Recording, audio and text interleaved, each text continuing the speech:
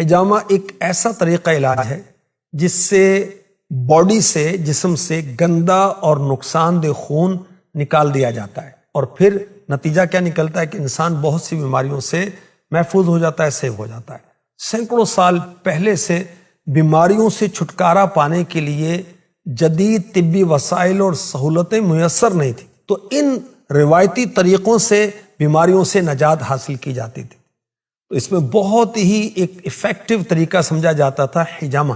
آج کل اس کو کپنگ تھراپی کہا جاتا ہے۔ حجامہ کی وجہ سے خون کی گردش بہتر ہوتی ہے، خون میں آکسیجن اور غذائی اجزاء میں بھی اضافہ ہوتا ہے، جلد کی صحت بہتر ہونا شروع ہو جاتی ہے۔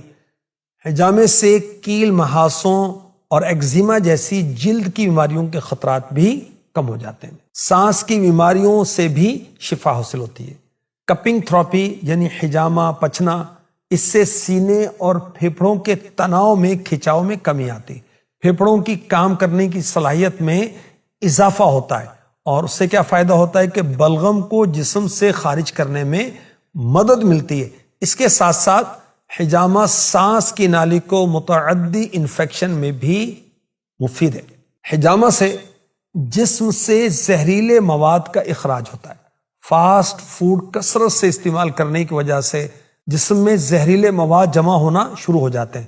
حجامہ لگوانے سے زہریلے مادے کو خارج کرنے میں مدد ملتی ہے۔ دائمی تھکاوٹ سے بچنے کے لیے حجامہ ایک بہترین آپشن ثابت ہو سکتا ہے۔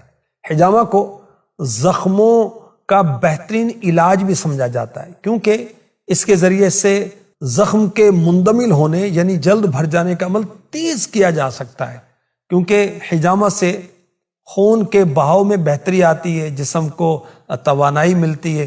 حجامہ کی مدد سے پٹھوں کے درد میں بھی کمی آتی ہے اور جسم کو سکون ملتا ہے۔ حجامہ کی مدد سے موٹاپے سے بھی چھٹکارا پایا جا سکتا ہے۔ ہاضمے کے نظام میں بھی بہتری آتی ہے، جبکہ دائمی سٹریس، نیوٹریشن کے غیر متوازن لیول اور مدافعتی نظام کے مسائل کی وجہ سے لاحق ہونے والے ہاضمے کے مسائل کے خلاف حجامہ بہت اہم کردار ادا کرتا ہے۔ پیشاب کی نالی کے مختلف مسائل اور گردوں کی پتھری کے خلاف بھی حجامہ بہترین مفید ثابت ہوتا ہے۔ خون کے بہاؤ میں بہتری آتی ہے، بعض اوقات جسمانی نفسیاتی مسائل کی وجہ سے جو مسائل آتے ہیں اس میں بہتری آتی ہے، اور کپنگ تھراپی کی وجہ سے مردانہ کمزوری کے خاتمے کا بھی سبب ہوتا ہے۔ حجامہ کروانا سنت مبارکہ ہے۔ حدیث مبارکہ میں ہے کہ آخری نبی مکی مدنی صلی اللہ علیہ وسلم نے پچھنے لگوائے یعنی حجامہ کروایا۔ میرے آقا صلی اللہ علیہ وآلہ وسلم نے فرمایا کہ میں معراج کی رات فرشتوں کی جس جماعت کے پاس سے گزرا تو فرشتوں نے اللہ پاک کی طرف سے یہ حکم دیا کہ آپ اپنی امت کو پچھنے لگوانے کا حکم دیں، حجامہ کا حکم دیں۔ اللہ کے رسول صلی اللہ علیہ وسلم نے فرمایا تمہاری دواؤں میں بہترین دوا پچھنے لگوانا یعنی حجامہ کروانا ہے۔ حضرت عبداللہ ابن عمر رضی اللہ عنہما فرماتے ہیں میں نے اللہ کے رسول صلی اللہ علیہ وسلم کو یہ فرماتے سنا، نہار منہ پچھنے لگوانا بہتر ہے، اور اس میں شفا ہے، برکت ہے، یہ عقل بڑھاتا ہے، حافظہ تیز کرتا ہے۔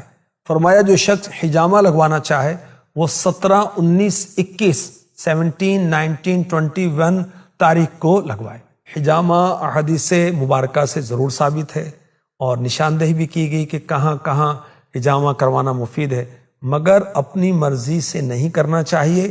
احادیث کے علاج بھی ڈاکٹرز کے مشورے کے ساتھ کرنا چاہیے، کیونکہ نبی پاک علیہ الصلوۃ والسلام نے جو فرمایا وہ بالکل حق ہے، مگر کن کو فرمایا؟ اہل عرب کو، ان کی نفسیات، ان کی کیفیات، ان کے امراض کو پیش نظر رکھتے ہوئے۔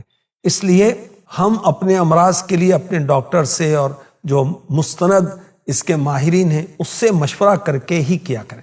حجامہ ایک علاج ہے اور باقاعدہ علاج ہے جس سے جسم سے غیر مقصودی خون کو نکالا جاتا ہے۔ اب اس بات کو اس فن کے لوگ ہی پہچانتے ہیں، لہذا حجامہ کے لیے دیگر علاجوں کی طرح حجامہ کرنے والے کا ماہر ہونا ضروری ہے تاکہ فوائد حاصل ہو سکیں۔ اللہ صحت و عافیت مقدر فرمائے، آمین۔